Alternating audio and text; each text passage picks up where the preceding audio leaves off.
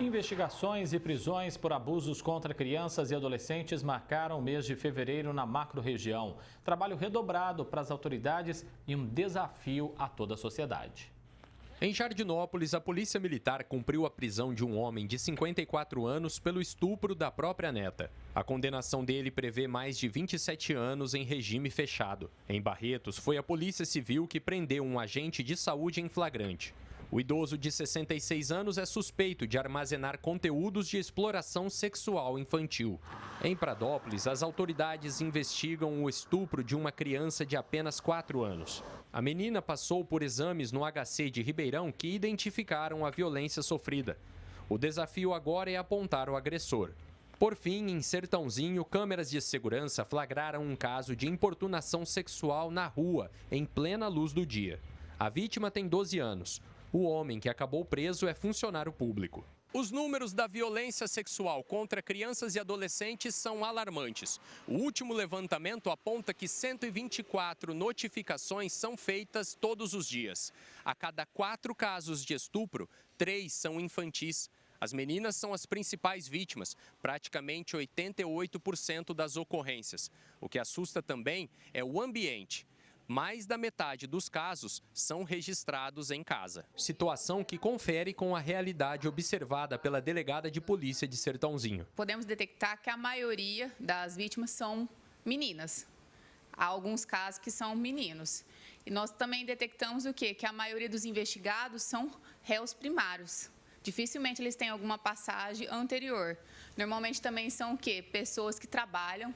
Não são pessoas desempregadas, não são pessoas viciadas em droga ou álcool, são cidadãos comuns. Também podemos apurar que normalmente, em regra, são indivíduos que são conhecidos das vítimas. Em geral, professor, padrasto, avô, são pessoas do círculo da vítima. Os mecanismos para combater esses crimes mudaram, mas a observação de quem convive com as crianças é cada vez mais importante. Com a entrada em vigor da Lei de Depoimento Especial, a fim de evitar a revitimização das crianças e adolescentes, eles estão sendo ouvidos perante o Poder Judiciário, através do depoimento especial. Lá tem uma equipe especializada própria para detectar esse tipo de abuso sexual. É um trauma que dificilmente a criança ou adolescente vai esquecer. E, normalmente, quem consegue detectar isso em primeira vista são pessoas ali que estão diariamente com a vítima, ou seja, são professores que começam a notar o quê? O comportamento estranho da criança, que simplesmente ela era uma criança normal, começa a ser uma pessoa arredia. Ou, às vezes, a criança sempre ia na casa dos avós, subitamente ela começou a não querer ir. O promotor da Infância e Juventude de Ribeirão Preto destaca que o poder público tem grande responsabilidade no atendimento social da criança e do adolescente. A lei federal determina que as prefeituras tenham programas municipais de prevenção. Basicamente, o município teria que ter estratégias que facilitassem a apuração de situações de risco que justifiquem que essas crianças e adolescentes possam ser protegidas. A lei cria um instrumento para isso que chama escuta especializada, que nada mais é do que uma narrativa que é o que essa criança e adolescente vai apresentar para um técnico capacitado para isso. Se for o caso dessa criança precisar ser retirada da sua família, né, por alguma razão aí de violência muito séria, essa ficha seria um fundamento para que, até mesmo nós aqui no âmbito do Ministério Público, possamos pedir um acolhimento institucional dessa criança. Nessa área, o Ministério Público tem uma preocupação especial com o acolhimento de crianças que já foram vitimadas e que precisam ser retiradas de casa ou dos responsáveis. Inclusive, nós temos uma ação civil pública contra a Prefeitura, que está tramitando aí já há um bom tempo. Tem problemas sérios na instituição. Você pensa que a criança ou adolescente sofre uma violência, precisa ser encaminhado para um abrigo, e chega no abrigo, o abrigo não tem condições adequadas de cuidar dele, né? E isso é uma tragédia que nós temos aqui em Ribeirão. Hoje, funcionando, 3 serviços de acolhimento. Até o ano passado tínhamos 4, mas no final da gestão passada eles fecharam 1, alegando lá situações inadequadas, né? Eu acredito que Ribeirão Preto precisaria ter pelo menos umas 5 instituições de acolhimento hoje, para poder dar conta da demanda. Uma teria que ser emergencial, com a maior urgência possível, por conta da situação de que o serviço principal, que é o chamado SAICA 1, está com uma lotação muito alta. Por fim, um recado à sociedade. O promotor fala em cobrança e a delegada em nunca achar que é tarde demais para denunciar um crime. Até porque a prescrição para esses crimes é muito alta, né? Demora muito tempo para transcorrer. Então, deve sim, igual se for no círculo familiar, eu aconselho o quê? Conversar, já que você soube de um fato, pergunta também para sua filha. Por quê? Porque às vezes muitas mães não também falam para a filha o que configura um abuso sexual. Então, tem que falar, ó, ninguém tem direito em tocar o seu corpo. As pessoas não sabem que Ribeirão Preto não é uma cidade acolhedora para criança e adolescente. Não é, está longe de ser.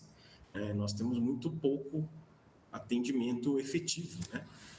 Então, o que eu diria é que a população, de uma forma geral, poderia ajudar no sentido de cobrar, né? Cobrar das autoridades, dos órgãos públicos, todos, né?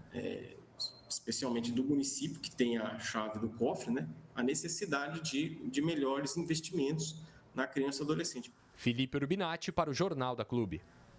Vamos seguir falando sobre esse assunto delicado, preocupante, né? Com a Rosa Lídia, ela que é psicóloga, nos atendendo aqui no nosso núcleo de jornalismo. Rosa Lídia, bem-vinda aqui mais uma vez, prazer falar com você. A grande parte desses casos de abuso contra as crianças, contra os nossos adolescentes, ela é silenciosa. Como prevenir esse tipo de crime? Boa tarde. Boa tarde, é um prazer estar aqui com vocês, principalmente para poder passar algumas informações que eu acho importantes para a comunidade toda, né? Eu acredito que o que a gente tem que trabalhar muito é com prevenção.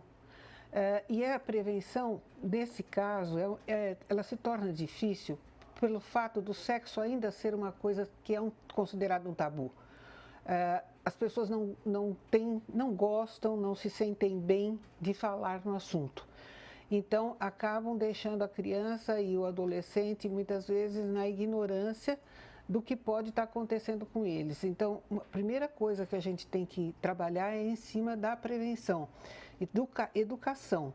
Os pais estarem atentos, entenderem a necessidade de falar sobre o assunto para as crianças, saberem qual é a abordagem para cada idade, que é diferente, é claro, para uma criança bem pequena, para um adolescente, a abordagem vai ser diferente, mas é necessário que se fale, que a criança tenha noção que o corpo dela é alguma coisa que pertence a ela e que ninguém tem direito de tocar.